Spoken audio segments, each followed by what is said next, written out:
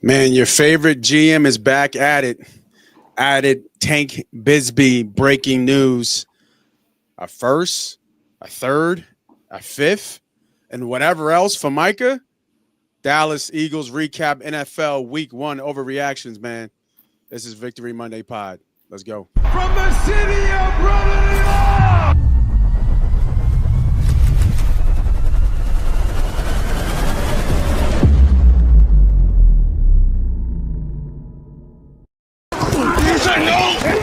All day, baby.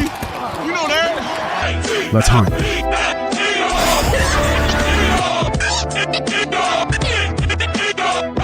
If we don't come together right now on this hollow ground. Where are you going? I'm going to pick a fight. Get some nothing. Are you not entertained? Are you not entertained? Is that why you're here? Let the games begin. This is where we hold them. This is where we fight. This is where they die. Money is nice, championships are better.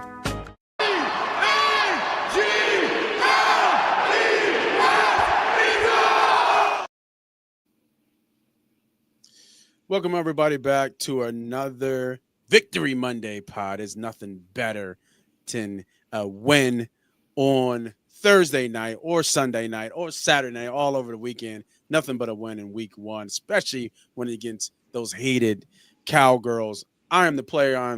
They call me Moss Money. I got my GM with me, Ernie B. What's up, bro? What is up, man? My favorite GM, my favorite football team is very active right now. So I'm happy as I can be coming off the win against the old Dow. How do they say that? Dow who shall not be named, or whatever it is. But just fuck the Cowboys, man. Anything that it is, I mean, it's just I can't stand them. You know what I mean? I really can't. I love the energy. But that's how we start the show. I love the energy. I love it was a good game. You know, I got to say, it's always a dogfight. I think I had 27-20. It was 24-20. So, what did I have? 20. I think we both had the under though, which was, you know, I don't know if you saw the stat real quick. I think Game, since they've been recording the stat, I don't know this verbatim, but it's something like it had a 99% chance to hit the over after both teams were able to put up a combined 40 points in the first half. And it didn't hit, so it was quite a unique game. The delay was obviously a factor, but it was a good way to get the season started. Yeah, no, it was pretty crazy because I was down at the tailgate and we were down at the stadium. Boots on ground. Yes, sir. Right next to, always Cowboy fans come out and show out. Right next to a Cowboy fan too, but the Lightning was kind of crazy, and then with the 40. It was 20-24, and then, like you said, I think I did see that stat. I think it was like 152-1 or something silly. There was a 1% chance, essentially. Yeah, 1 or less. You know, I would say 1.5 or less, something like that. It was incredible for it to end the way that it did. Yeah, but like you said, a win is a win. 24-20. Your Philadelphia Eagles start off the season right and get a win over thou who shall not be named. It's a tough one. Yeah, I know, right? Yeah. And those folks from down there in Dallas, Texas. Special guest, obviously, in the house. MJ was in the house as we get the shrug, and as people found out that he was in the building, which was kind of decent, kind of dope that they kept down the reps. But hey, man, let's jump right into it. Biggest takeaways, and we'll kind of do back and forth here. See who can one up each other on the takeaways. We might have the same, we might be different, but give me your biggest takeaway that you saw from this game. I would say that when the Eagles are at their peak, their depth is underappreciated, and that in times past, the guys who filled very important rotational roles. And this is, evident over the course of the season. I'm not pegging any holes at the moment, but I just think that we have almost gotten accustomed to this overflow of depth, this over influx of depth. And in years that we don't have it, I think it's evident early. Now, obviously, like we hinted at in the beginning, Mr. Roseman himself is very active. I think it's 6 trades to this point so far this offseason. Just and the year's not over. We're not even at the deadline. So, I mean, he's been very active. But I would say actions speak louder than words in that sense, and that this team does not have the depth across the board, not just picking out certain positions. I would say across the board that they've had in years past. And I think that comes from one of two things. A, the youth movement. And then I think it comes from, let's try to get our money right for the years moving forward. Let's try to sustain success. And I just think week 1, like we talked about the slow start, they got off to it. But I think that guy right there, Mr. One, he showed the steadiness and, the rapport that I needed to see from the guy that leads this race. We never talked about the Patriots until December during their dynasty. We didn't talk about the Chiefs till that point. So September football, October football, November football. Let's just get things ironed out. Yeah, and I couldn't agree with you more. I think the one thing for me that, and you kind of spoke on it, like you said, the man right there, that was the biggest thing that kind of shut out. I'm not too much a stat guy, but we do look at numbers and we do look at stats. And he had 4 misses, 3 of them were throwaways, and 3 were drops, and 1 was a throwaway. So he was as efficient as he left off last season, and that was my biggest takeaway from this game. Right, my biggest takeaway is that Jalen Hurts kind of really picked up where he left off, to finish the season, and he is as sharp as he can be. Now the numbers don't speak to the explosiveness of the offense, but man, it was efficient.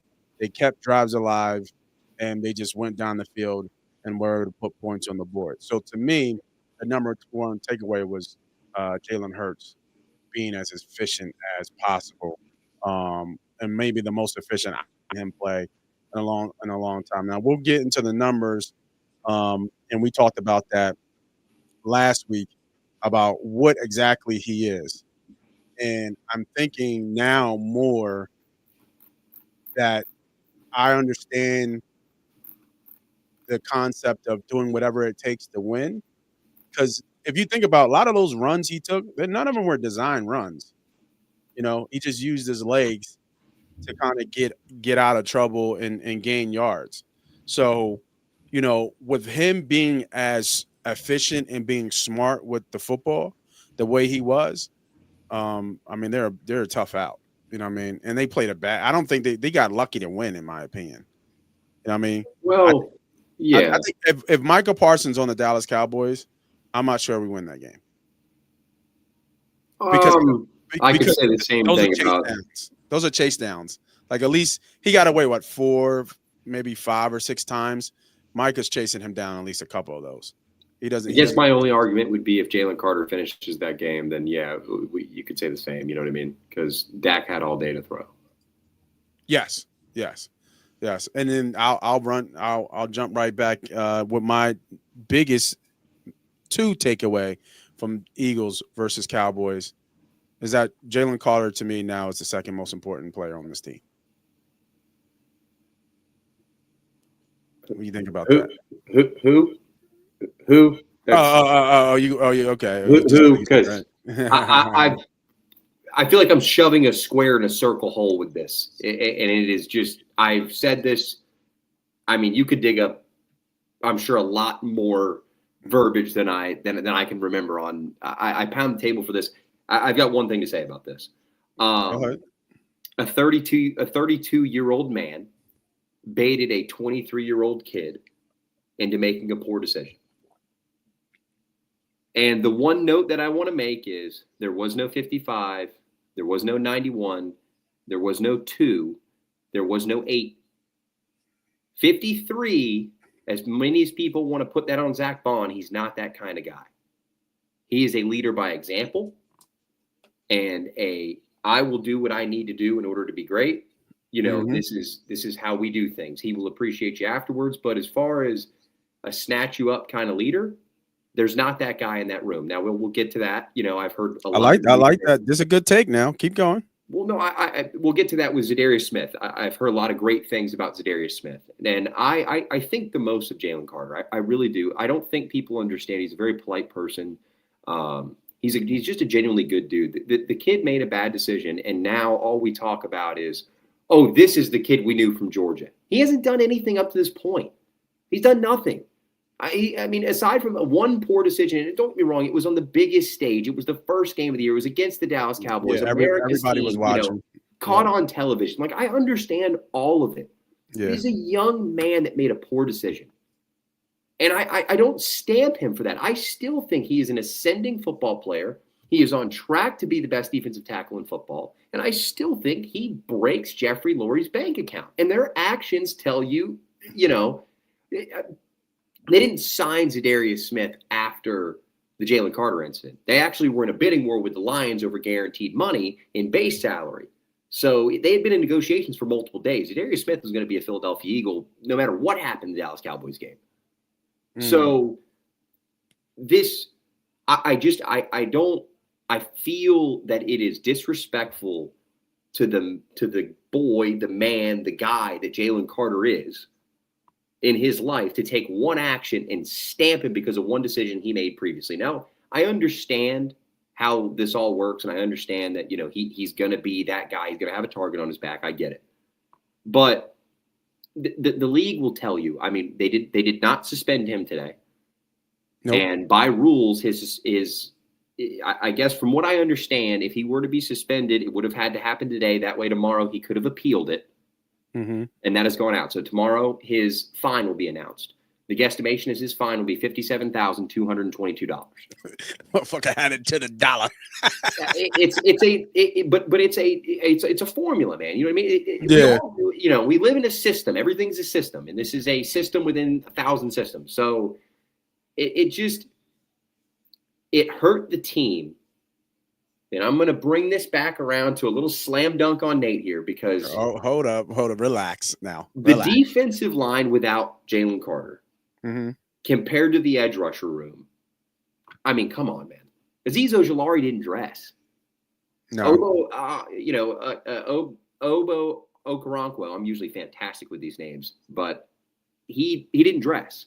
Yeah. They played 3 edge rushers. Now, I've heard some things. Vic did this towards the end of the playoff run, but it was Nolan Smith, it was Jalix Hunt, it was Josh Uche. Mm-hmm.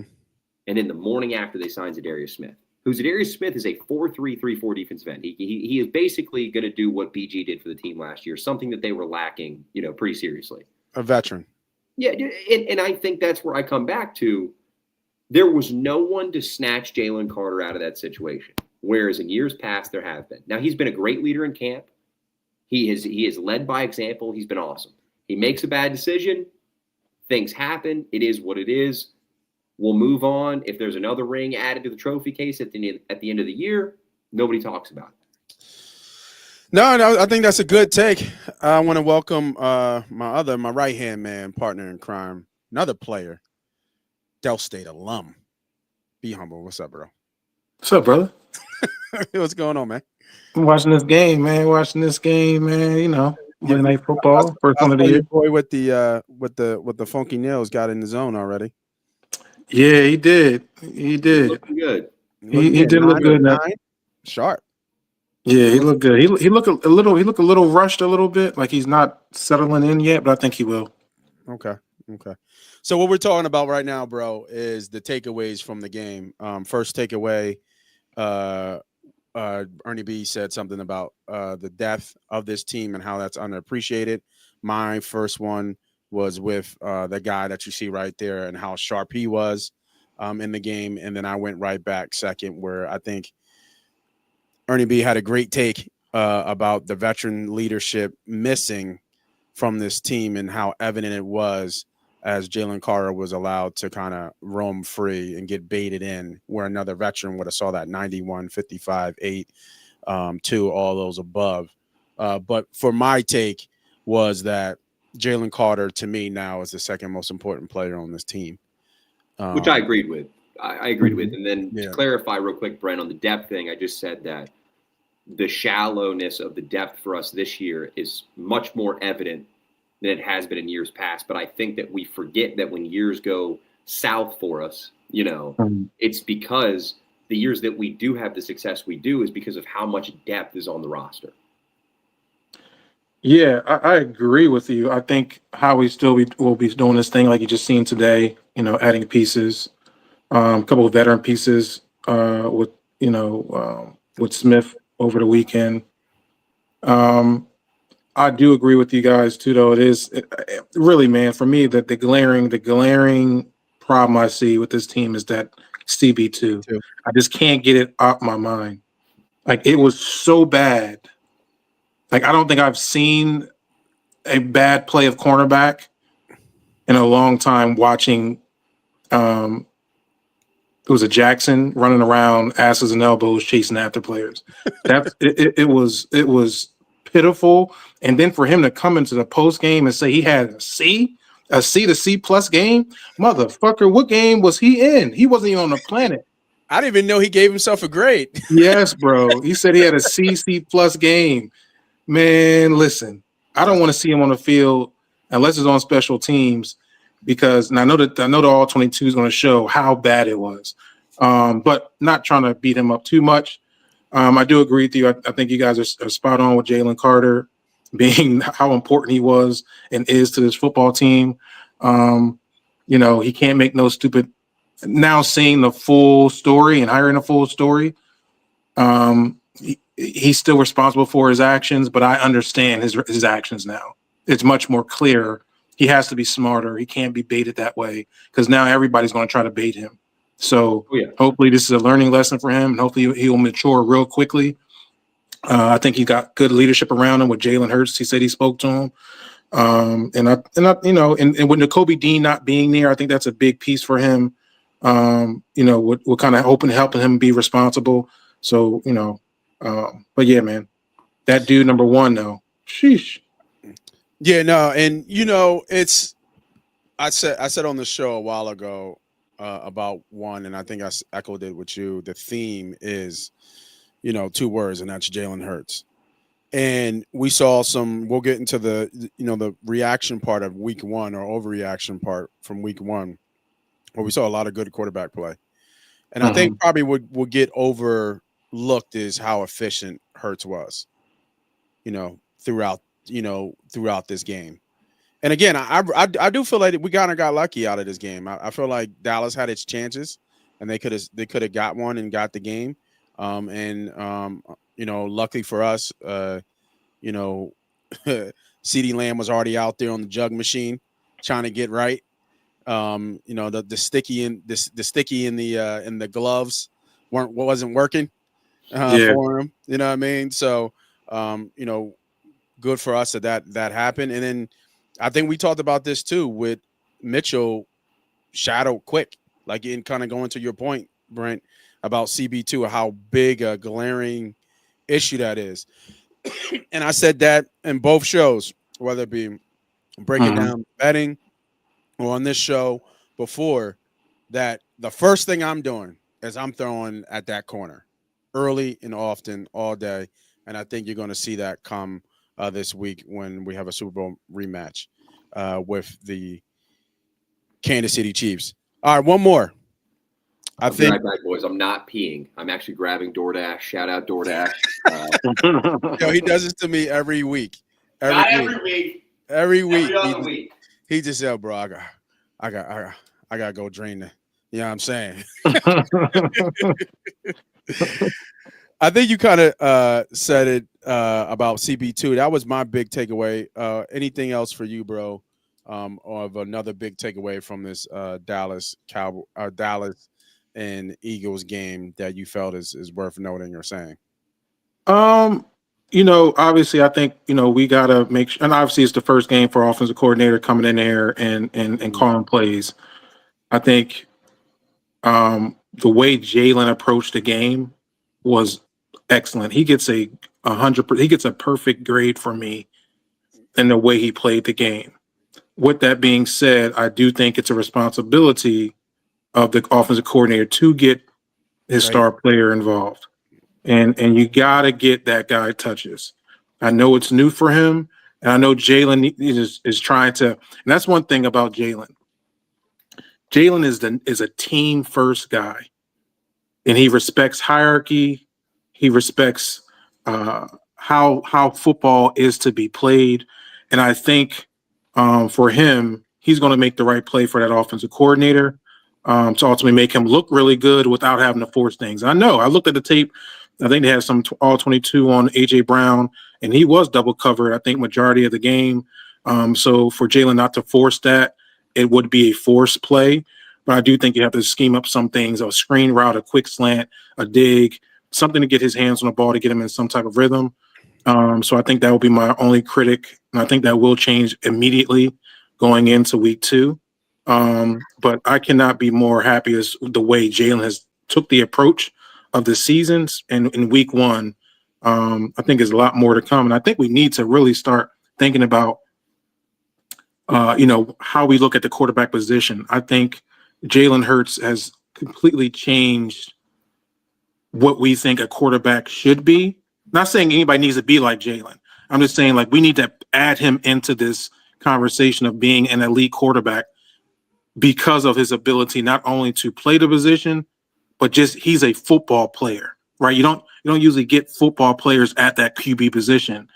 Now we have a football player, true football player playing QB, and he's playing it at an elite level. It's not that he throws the ball 300 yards a game, not that he, he's a precision, thrower, can be accurate. He's just a true football player that plays the quarterback position at an elite level.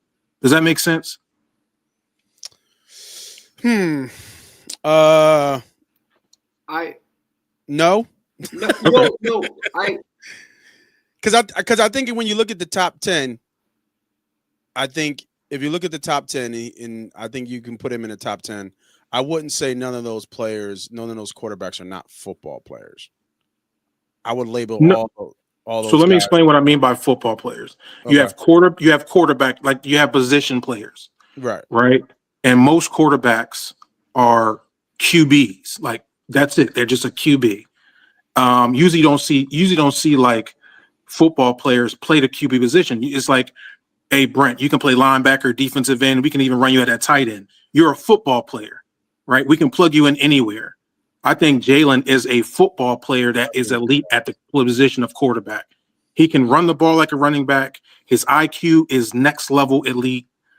His leadership is on a whole nother. He's a true football player playing the quarterback position. That's what I mean about being a football player. He's your ultimate football player that you go to and you say, oh, that's what Jalen's doing. I need to follow that guy.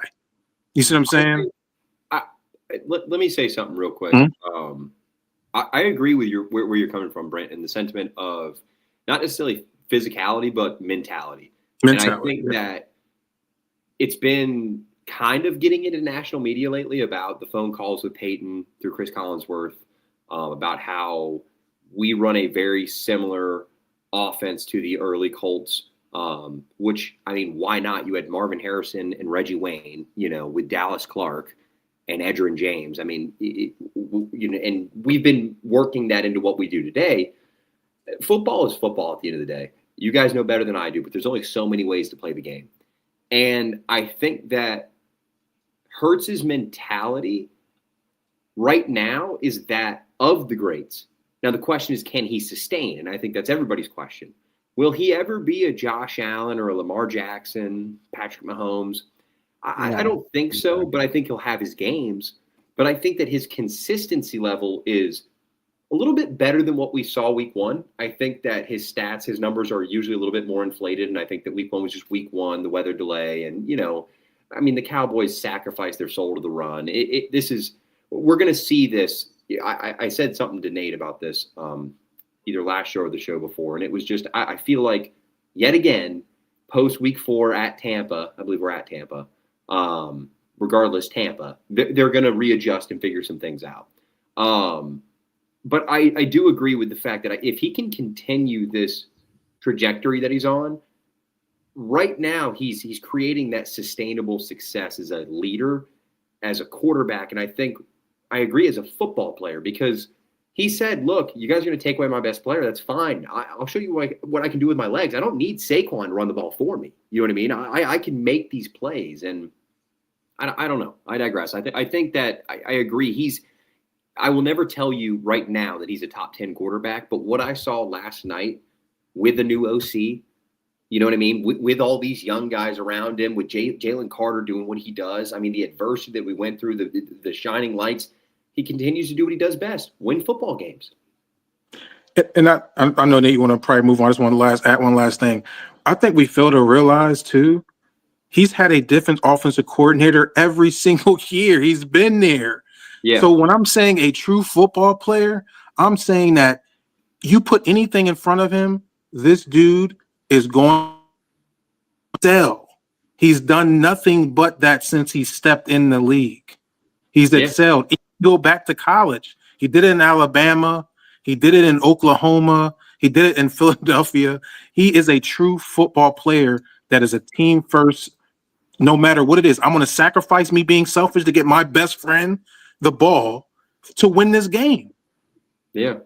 And there's not many quarterbacks that's going to do it. And that's what I mean about the quarterback. And that's why I put him in my top 5. Just only because there are other people that have better talent than him with Lamar, Josh, Patrick, just talent-wise. But he's in the top 5 for sure as an elite quarterback that gets it done. And the best stat is the W. Yeah. He wins. He's a winning football player. He's won a Super Bowl. He's a Super Bowl MVP. He's been to the Super Bowl twice in his 4 years that he's been there. 2 of the last 3. Come on, bro. I don't care what y'all want to put in front of. I don't care about Barrow back there. He had 100 and something yards last week, same week, 115 yards passing with 2 of the best receivers in the game. We don't talk about Joe Barrow that way, right? We don't. Yeah.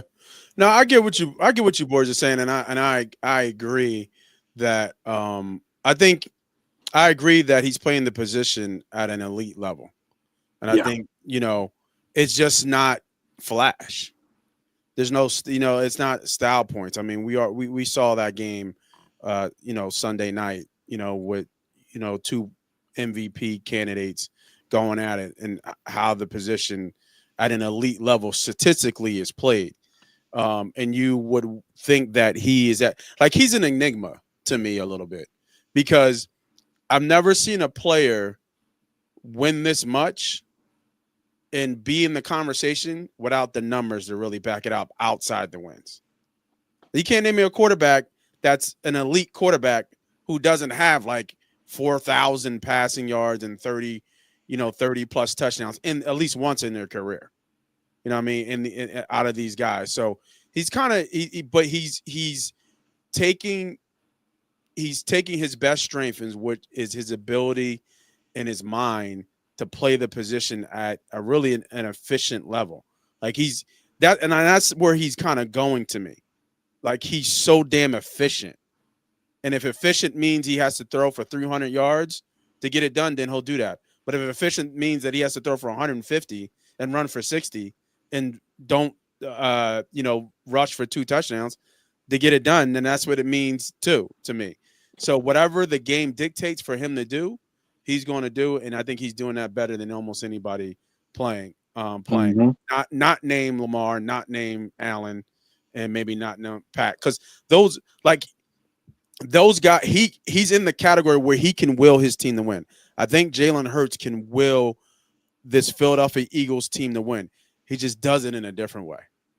He just does it in a different way, and whether it be his leadership or making plays when he needs to make, as Ernie B said, a gamer, then he goes out and does that. So I just want to put the last stat out there. He's beat every one of those players, bro. He's beat Lamar. He's beat Josh. He's beat Patrick. He's outplayed Patrick twice in the Super Bowl. We gotta really I'm like mine. I wasn't originally a Jalen Hurts guy when we first made that move, but I've learned that we got to start looking at quarterback differently a little bit. Like it ain't always about 5,000 yards. It's about winning, man. You want a quarterback that can win. And I think goes against some of the other folks that I personally think.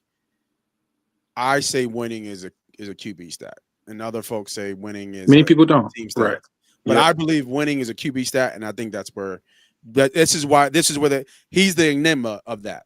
Right. It is a team stat, but if he wasn't winning these games, you know what I mean, you wouldn't have these conversations about Jalen Hurts. 100%. I agree. I think it can be two things that right. I think you can have it's a team stat, but I think majority of that winning has to do with the quarterback position. I mean, look at last night. Josh Allen just turned it up another notch, and I mean, down. Jesus Christ, that's Josh. That was Josh Allen.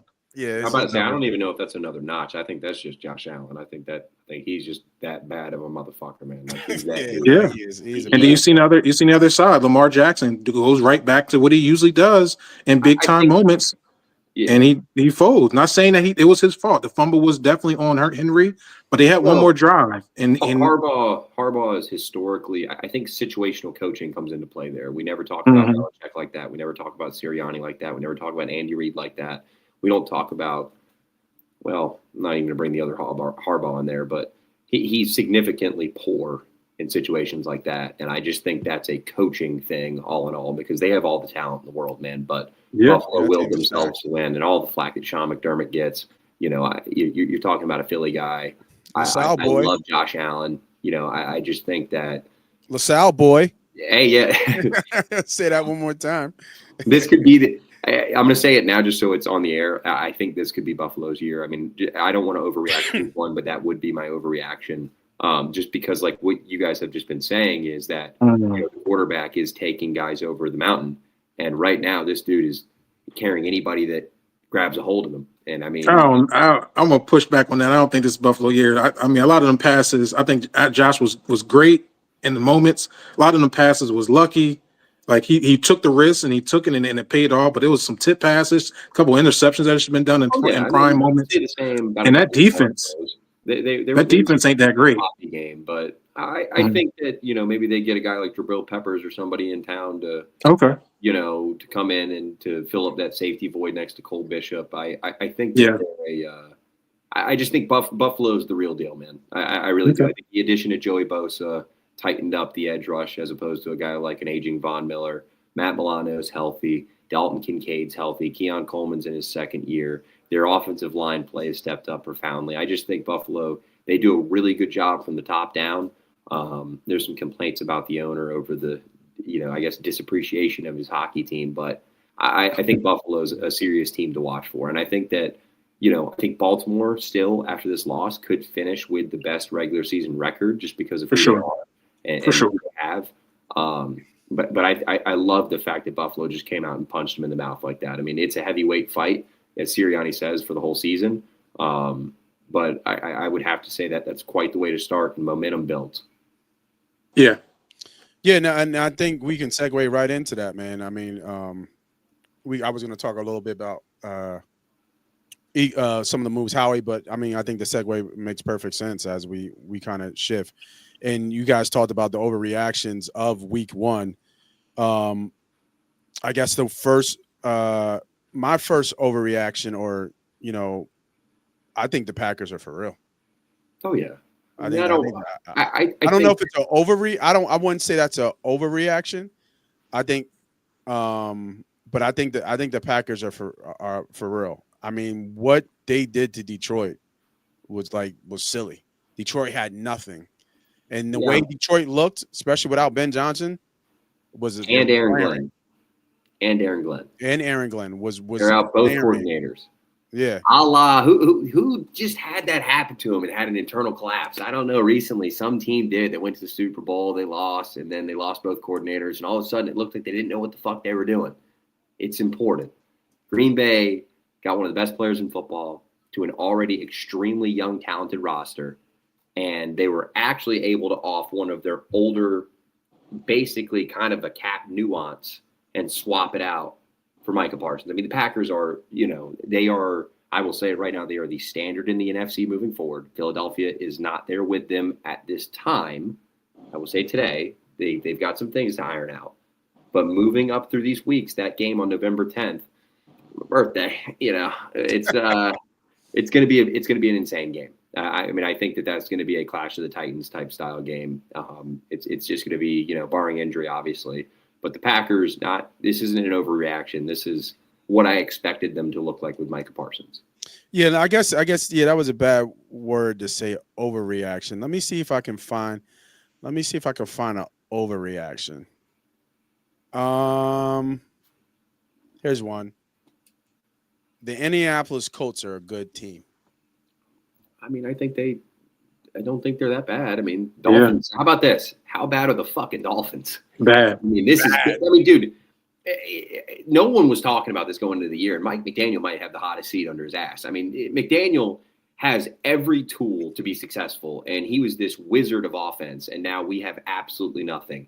And I hate to be so corny, but what am I going to stamp now, boys? Culture, culture, culture. You know, you cannot be great without the greatness of others. It sounds so stupid when you hear it every day, but when you apply it, great things happen. So coaching is invaluable nowadays, and the McVay effect is still in play, and young guys are getting the jobs over seasoned veterans, in my opinion, who should have gotten opportunities or may have not.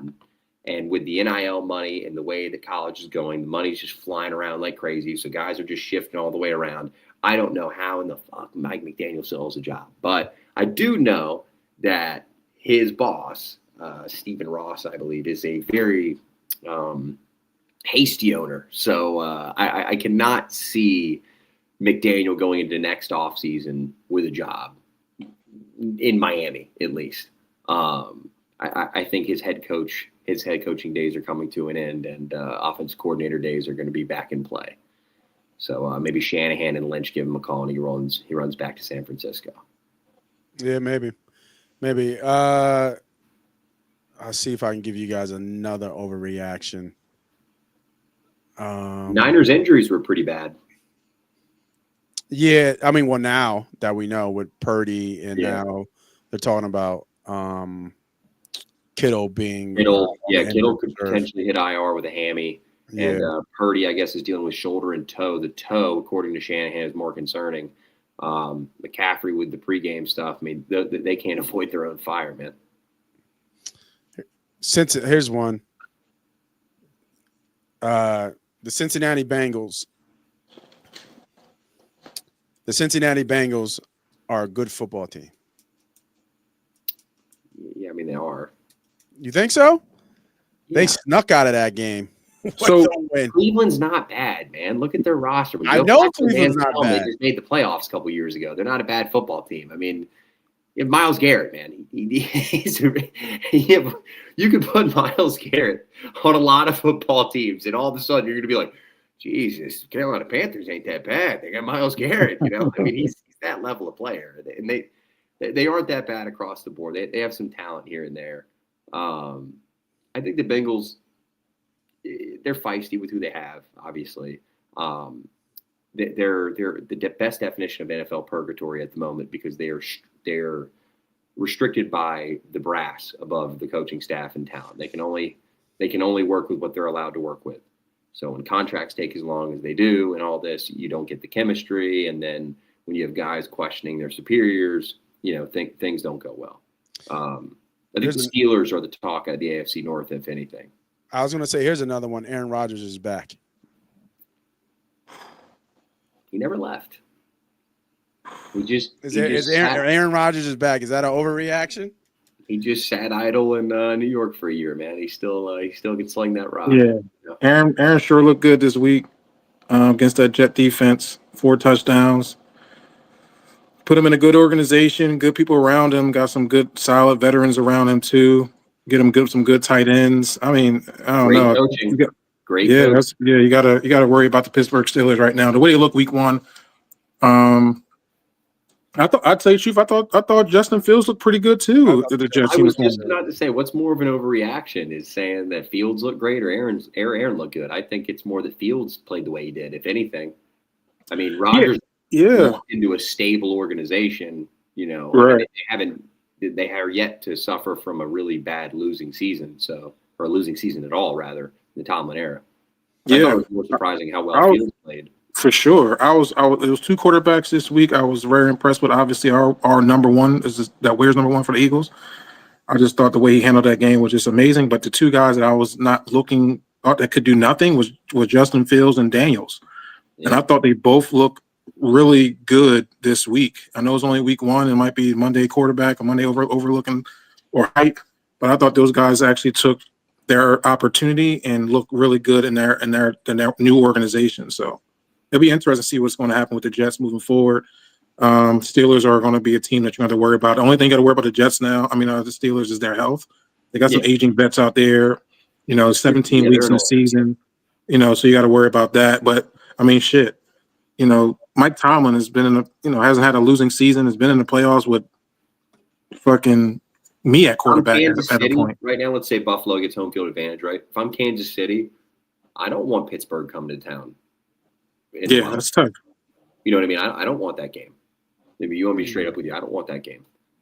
Now, I understand, but you take Aaron Rodgers, there's going to be some bad games with big moments. Brady showed you, man. If you give him the pieces, that dude can still sling the rock, man. That's all that matters. Yeah, he definitely can. Some really good passes. I would say overreaction, Nate, is the Kansas City Chiefs. Now they got the injury to Xavier Worthy. I was thinking this year that Kansas City's going to be on their downtrend just because of the fact that other teams are catching up, and it's just about time for the tables to turn. You can't be on top forever. Travis Kelce, they haven't tried to replace that. They haven't, helped that, in the middle of the field for Patrick. Defense look a little bit lacking too, but is the Chargers, much stronger than I thought the Chargers are. Yeah, right. Good. Herbert looked good. So that's the question. I don't know who the Chiefs are. I think it benefits us going into this week because I think Xavier Worthy's out, and I think somebody else big is out for Rice. For Kansas. Who is it? Rashid Rice. Rashid Rice. So that helps us defensively. But yeah, it'd be interesting to see what's going to happen in that division.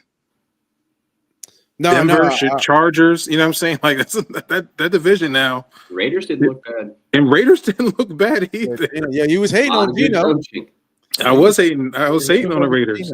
Yeah, I was more hating, not Gino. I was more hating on the Raiders total, but I forgot they had Jacoby Myers and I forgot. And but Brock Byers got hurt. Did he get hurt? Brock Byers got hurt. I was just hurt. That's so that's going to be tough. AFC West, the best collective of coaching in the entire league. You have Pete Carroll, you have Andy Reid, you have Jim Harbaugh, and Sean Payton. What are we talking about? That's some elite status. They should the way the way Vegas shaded Vegas was a little interesting, but Devin White led the team with 11 tackles and tackle for loss. So appreciate that. Damn, Devin White's weird. Where's Devin White at?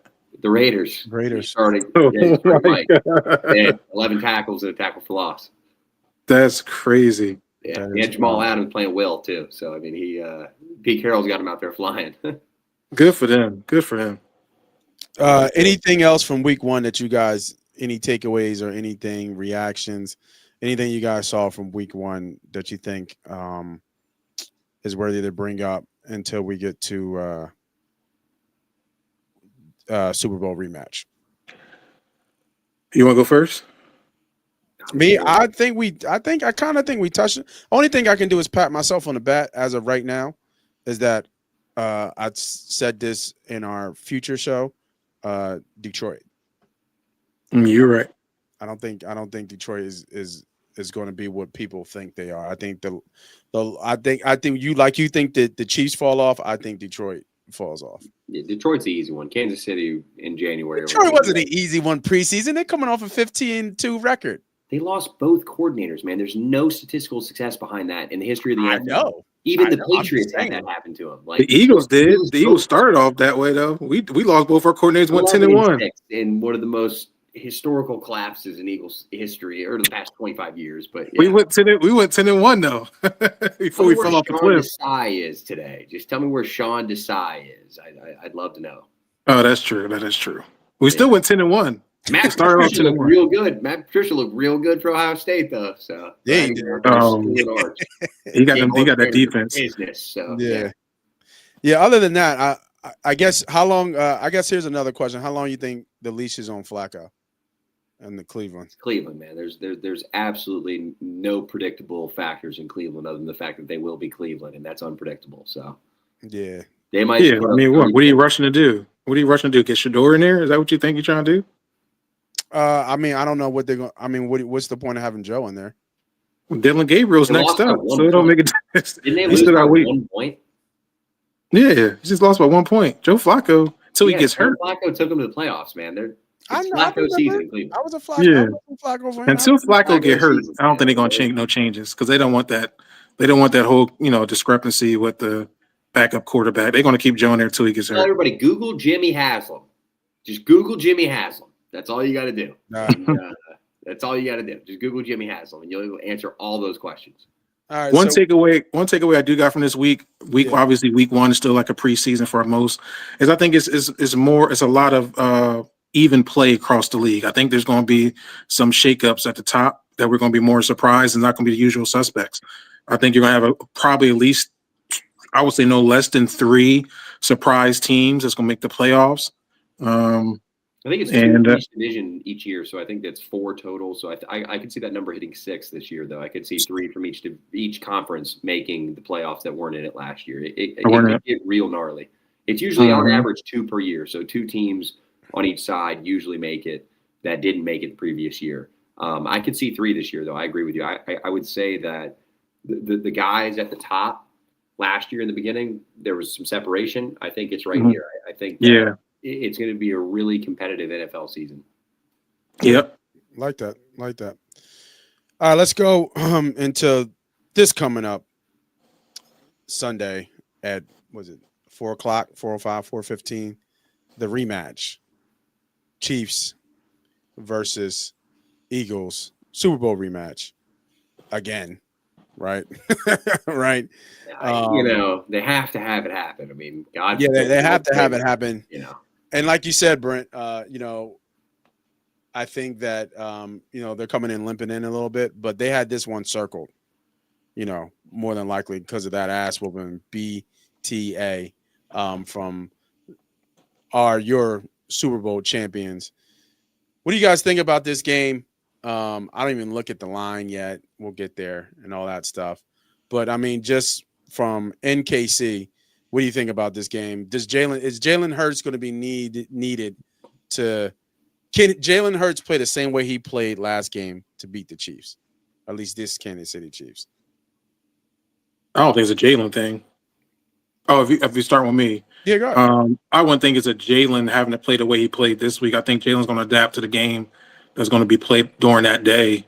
I do, like I said, I think the offensive coordinator gets his first game under the belt, so I think that's, and it's even to Jalen after the post presser they asked about it, and he was pretty much holding him accountable. He's, gave him his props, but he said there's some work to be done, and I think they probably are back in the lab today. Talking about those adjustments we need to make going forward to the Kansas City Chiefs. I think we're very familiar with the Kansas City Chiefs. So I'd tell you the truth. I think we got the edge here going into Kansas City because we have the experience dealing with the Kansas City Chiefs.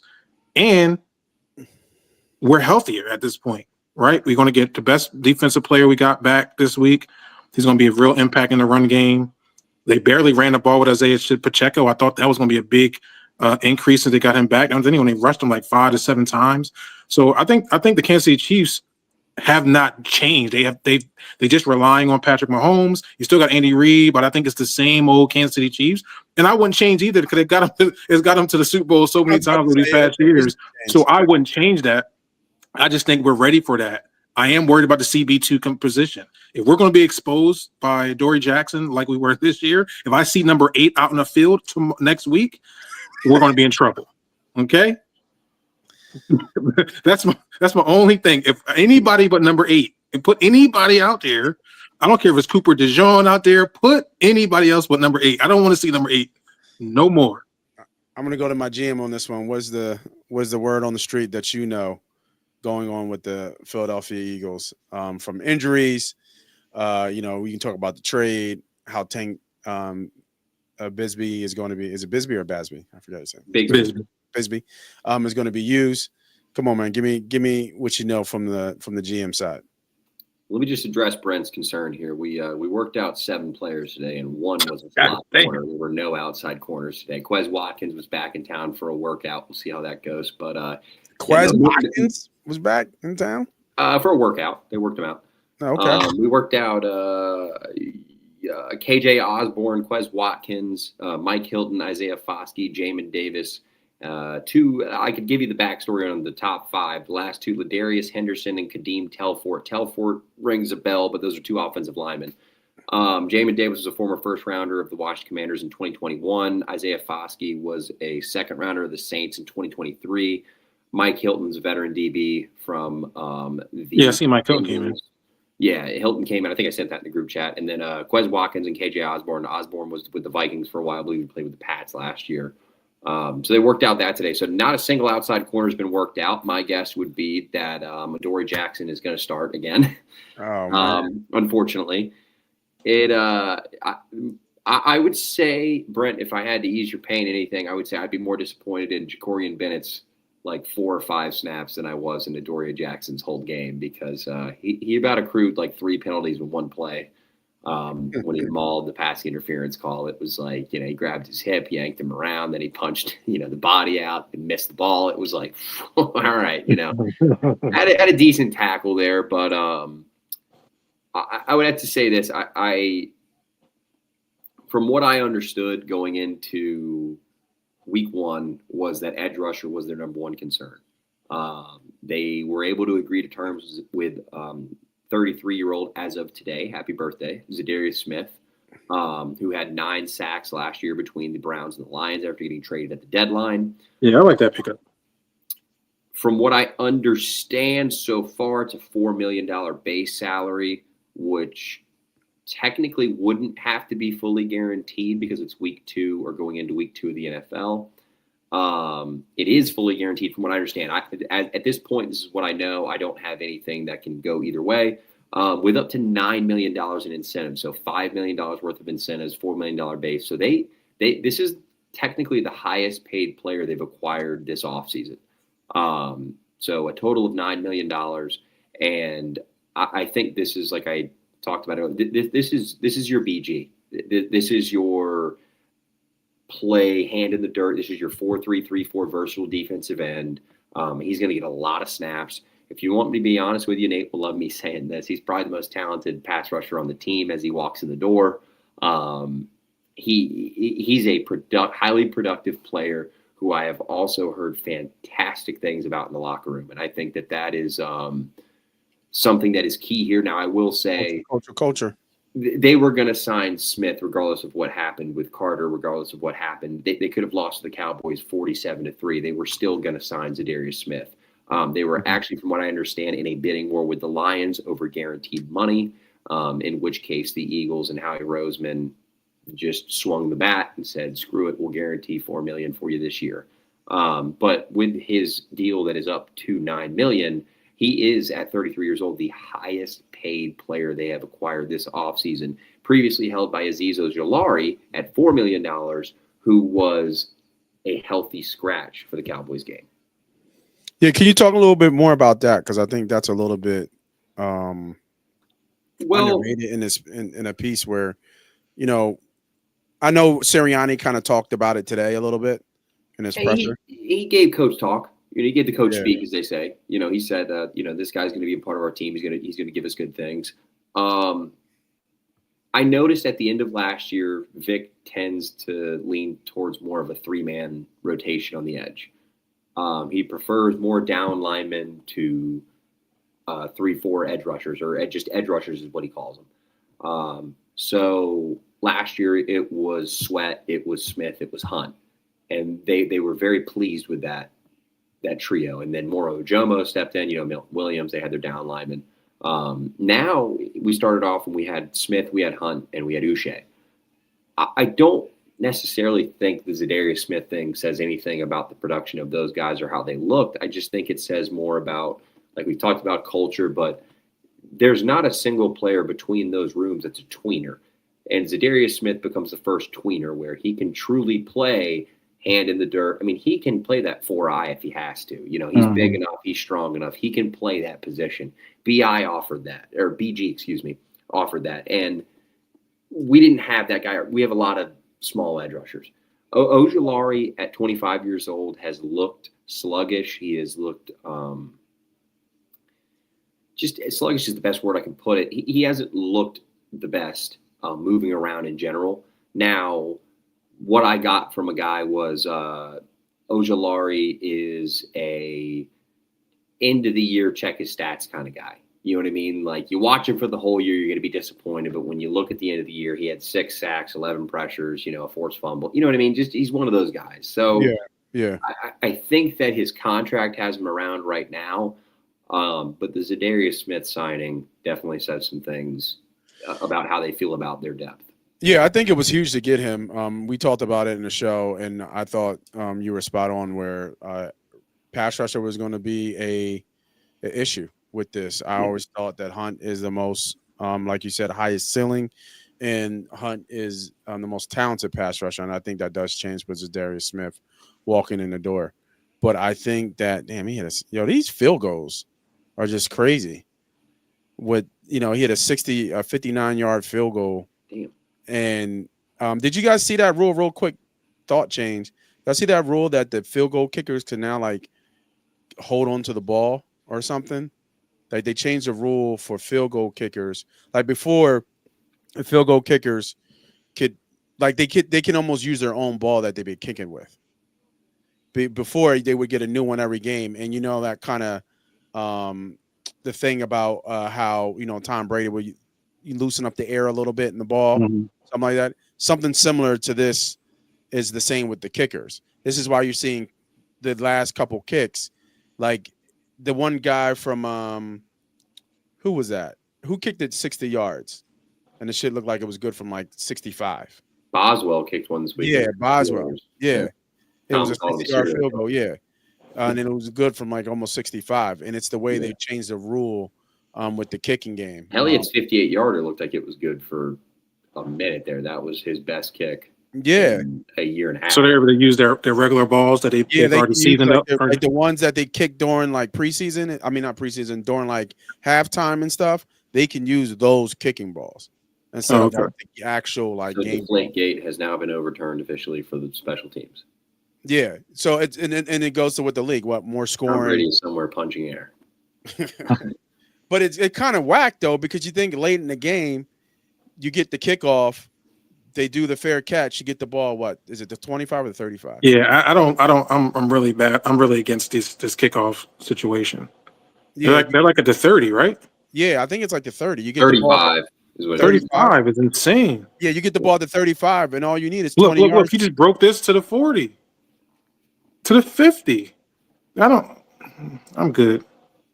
Yeah, and then you can kick it. Like it's wild. So but back to what I was saying about pass rusher being a big issue, and we'll see what it looks like when you get the big fella in the middle with Jalen Carter back, and see how this pass rush changes, because I think it does obviously look better. That's one thing that I think we need to pump the brakes on. Is it will obviously look better. I think the addition of Smith is more of a like, what could it look like with all of them kind of a thing, as opposed to they were. I'll still stick to my thing. I think Hunt still leads his team in sacks.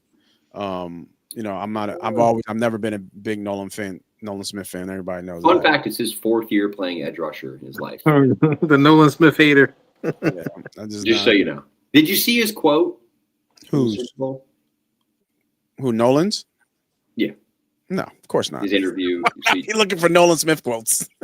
No, it was just the Eagles hype video for 2025 or 2020. Yeah, 2025. I figured you would have watched it, but it was Sirianni meeting with all the players and about how Nolan Smith went to the sideline. They told him his tricep was torn, that his day was done, and he looked at him and he said, "Who the fuck are you to tell me my day's done?" He said, "This is the fucking bowl." He looked at the athletic trainer and said, "Tom, get me a fucking brace." Went out there. Proceeded to not be able to pick up a football. Now that was a hindrance to the team. Luckily, we were still able to get it. But like I said, I always put respect on that man's name for doing what he did last year. They only did that for a reason. I'm not even. He didn't even play in that shit. He was hurt. Come on, man. He was hurt. He was. You don't just do that for nothing. But Yeah. I give him respect for what he did for the Philadelphia Eagles. That's about it, though. You know what I mean? That's about it. But all right, we'll go around the horn and then we'll shut it down here. Predictions. Ernie B, I'll start with you. What do you think about this game, Super Bowl rematch? What you expect to see? What's the over/under in this thing? I haven't even looked at the next week. I haven't even checked the line. Oh, I believe it's Birds -1.5. If I remember correctly, that was the most recent thing I saw. Because it'll once shifted. It shifted from +1.5 to -1.5. Yeah. So the Worthy injury, I believe, was a big nowadays. What you'll see is the early market bettors, the injury report from Tuesday. You'll see some action there. You'll see the week ahead bettors. Yeah. So the line to me, if it's 1.5 once, I think it'll probably go up. I don't think it'll go down. It'll close at 2.5, 3.5, somewhere around there. I don't think it'll get that much, unless there's maybe a big 2.5 field goal. That's a gimme. Yeah, but you're talking about a 3.5 swing in KC. I don't think they've ever been 3-point dogs in KC. I was saying 2.5. Yeah, I'm not even sure they've been 2.5 dogs in KC. Well, I think it might get 2, but it'll get bet down to 1.5. The Broncos just closed as an 8.5-point favorite. So did the Eagles. I mean, lines are a little different this year. Yeah, not in KC. Closing lines. Now, if you want to make, we can. If you want to get into it early, you got to, do it from day one. But when the lines drop, you got to put your money down, guys. That's why it's called gambling. Bring it up right now, real quick. Let's see. What we got here? KC Birds. Now it's actually right now it's on FanDuel. Chiefs are favorite -1.5. Total is 46.5. So I'll go with the under on that one too. I'll say 24. You said 46.5? 46.5. 24-22 Chiefs. Humble, what you got, bro? 24-22? Yeah, I'll take 24-22 Chiefs. Damn, how you get to 22? I mean, 19 plus 3s. Oh, man. Sidebar. How about 41-40 last night is the first time that's ever happened in NFL history. Oh, wow. 41-40 final. Now, I'm not sure if that was Sunday Night Football or not, but I think it's one of the first Sunday Night Football thing. But I'll take, like I said, I'll take 24-22 just to be on the under. I don't think I can do 24-20.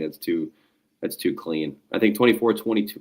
24-22. Jake Elliott misses a game-winning field goal. Ooh, dang. Jeez, it's tough. That's a tough week. Well, yeah. It's Casey. Yeah, I like my Birds here, man. We're gonna go. I had them 2-2 to begin the season, so that's my thing. I think they lose this one, win next week, lose to the Bucs, and then we get back to being good. Yeah, I like my Birds here. I'll go maybe like 27-24, something like that.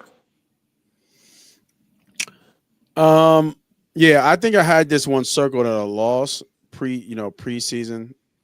But I think I'm gonna switch it here. I just think the injuries are too much for KC and their go-to in terms of getting Kelsey the ball, which they can. We're just too athletic on linebacker at this point for them to do that. So if you put Mitchell and have Mitchell follow Hollywood Brown, then that negates him. I don't think they will, but if you do, do that. He's fast. He's not that fast.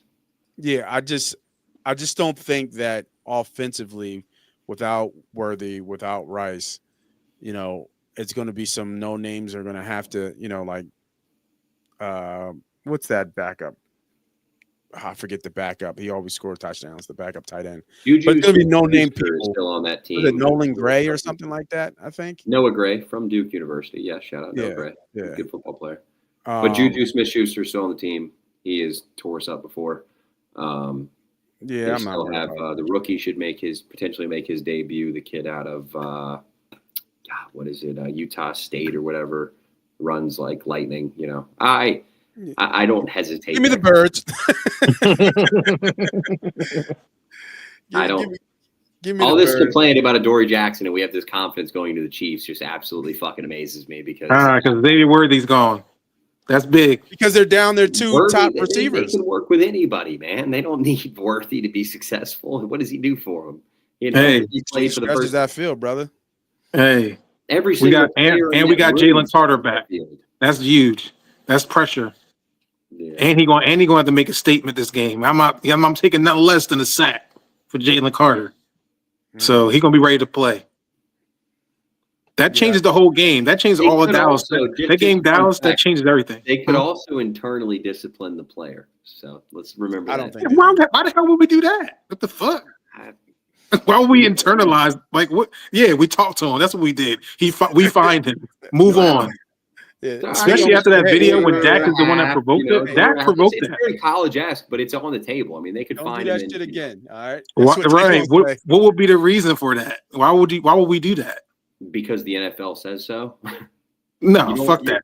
You're not your own entity, bro. And then NFL, then let the NFL do it. Don't do their dirty work for them. They didn't do it. Well, that's not how it works. You know, there's a lot of envelopes and handshakes that are made. Yeah, fuck that envelopes. Put that man out there in the field. What you talking about? This is a 425 game. I mean, I think he because plays in full capacity. The But FanDuel hasn't caught up, like you guys, like you were saying. I'm looking at other books, and it is the Eagles minus 1.5. Eagles are favored plus or minus 1.5. But FanDuel has the Chiefs minus 1.5, which is a jump on it. FanDuel also jump on the FanDuel about people that if you place like more than 3 bets in an hour, they told you that you maybe need to stop. So maybe they need to chill out. No, they don't need to. They don't need to do shit. Keep putting up those bad lines. Keep putting up those bad lines. But yeah, no, I agree with you boys about the birds. I agree with you boys about the takeaways. I agree with you boys about kind of the overreactions of week one. The one thing that we didn't talk about, Ernie B, and you can let some light that, not breaking news anymore, but this man getting brought in to the. Apparently, we gave a 5th and a 6th for a kick returner, so he's under contract for next year. That's the only thing that I can see as a positive. But rookie GM James Gladstone has now gotten a 5th, 6th, and 7th from Howie Roseman for Tank Bigsby and Fred Johnson. So only Bigsby will be under contract for next year. How long is Shipley out? Shipley is not there. From what I understand, this is not about Shipley's injury, and that this is mainly about improving the kick and punt return because he had a really good average. But Shipley did get his ribs injured in the previous game. Okay, and Bigsby can play though. I think when he showed out last year, we'll see. Bigsby can play. He just has fumbling issues. He's had him since college. Yeah, right. I mean, he's an all out. This is a athlete. He's an on paper player, but we just need to see him go make it. It was argued he was going to be the starter this year for them. Yeah, they had him penciled in as a starter. 174 yards rushing. I mean, the former first round pick showed what he needed to do. No, that's for sure. Yeah. Then they like Tootin there too. I think they like the young kid Tootin. Yeah, Bashal Tootin out of Virginia Tech they like a lot. But ETN was one of 3 running backs to hit over 20+ miles an hour on foot yesterday. He looked good yesterday. Yeah, the Jaguars looked feisty, man. I mean, Liam Cohen, those McVay guys tend to run a decent offense when they get everything together. And Lawrence is obviously not a bad quarterback. I mean, the dude has had the worst coaching lineup for a number 1 overall pick that, I'll tell you, Bryce Young might not be the best, but Trevor Lawrence is not bad. Oh man, Bryce Young, bro. If they don't get another quarterback in there soon, if I'm Carolina, I'm calling. You want to talk about Shador? I'm calling Cleveland. I'm saying what we need to do. Hey, Carolina, as an operation standpoint, they just don't stand a chance. Fun fact for NFL fans out there: go look at who the Panthers work out each week compared to the other 31 teams in the NFL. You won't be able to name a single player. It's a process from the top down. The Eagles worked out guys who are former first round picks because why not? You give the kid a chance. You never know. He might have turned his life around or whatever it might be, blah, blah, blah. Panthers worked out 12 guys, and I think a couple of them might have been drafted players at all. The rest were UFL guys and other stuff. That's not how you build a team. I was watching that game. I was looking at the young bull McMillan. He just looked like, man, what the hell they got out here throwing me this football? He just looked like he just got there. Bro. Panthers just looked like Panthers. It was ugly, man. Jags looked good. ETN looked good. Bigsby, he had a little run in there. I didn't see this coming. I didn't see an addition for a running back anywhere on the cards, but I also didn't see 6 trades coming before the deadline even happened. So before week 2, we have had 6 Howie Roseman trades, all for possibly nothing when it all comes down to it, because Ja'Cory Bennett has not started. John Mechie, I don't even know if he played like 4 snaps. Sam Howell did nothing. Fred Johnson didn't play. And Tank Bigsby now, I guess, is our starting kick returner. So we're really using those assets to gain players. Now, we did try to sell our soul for Micah Parsons, but that was never going to happen anyway. So it doesn't matter what we offered. I told you, Nate. And of course, they made the call, man. I mean, and the offer. They didn't just make the call; they made the offer. Every single team. They made the offer. The offer was crazy. Do you believe the offer? Every single team made an offer. Do I believe the offer? Yeah. Yeah. Do you believe the offer? Why not? That's a lot. No, it's not a lot at all. Why would I not believe that offer? It's not a lot at all. If you think I'm comparing it to a quarterback, that's almost a quarterback offer. He's that good. I'm not questioning it. I'm just saying when you compare, it's in the NFL, they view quarterback here, they view edge rusher here. So that's edge rusher. Yeah. Well, let me ask you this, and we'll end on this with the Micah conversation. If they did sign him, would they have been able to pay him in Carter? Of course, man, because they use void years, which they're talking about taking away from the NFL. Yeah, they can manipulate the cap in any way, shape, or form. The cap is a joke. Cash is what matters. Micah did not want to play for this team. No, I know. And Jerry would have never traded him to this franchise. Yeah, no, yeah. It would have never happened. It would have been like the Barkley thing all over again. It would have been 100 times worse. If they had said Barkley left in free agency with multiple opportunities to sign. If they willingly traded Parsons to the Eagles, it would have been a death sentence for Jerry Jones. That it would have never happened. I mean, that just defensive player of the year, loaded up. Him and Carter on the same line. Oh my goodness. They did say that the math with the taxes, Texas to Green Bay, it wasn't that much different.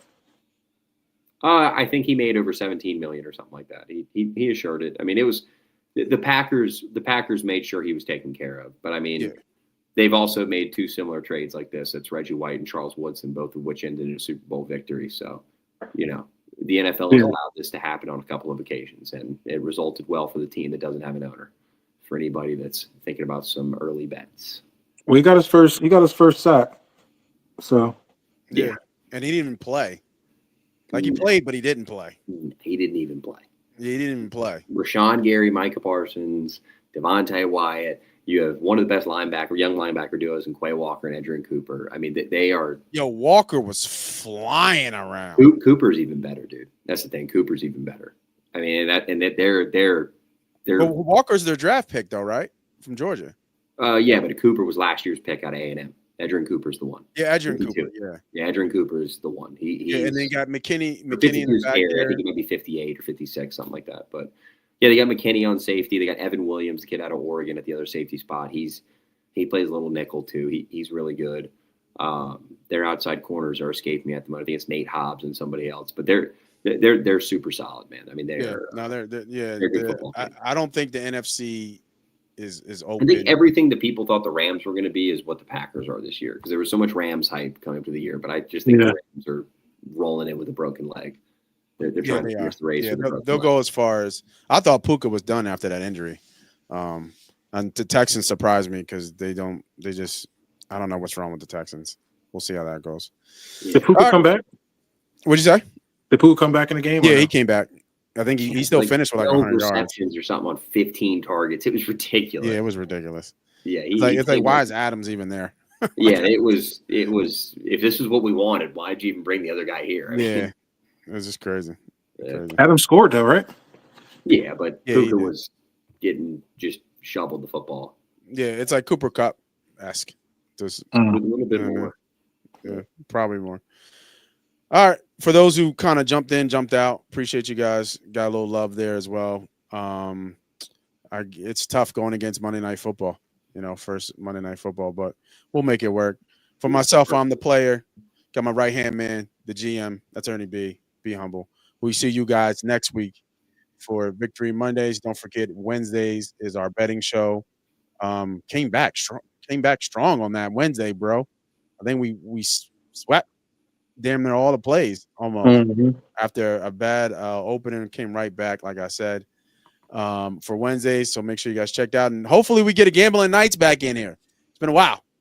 Yeah, it's been a while. Gambling nights. Hopefully we can fit that in on Wednesday nights too. So for the guys here at Money Pot, we will see you guys later. Have a good night, everybody.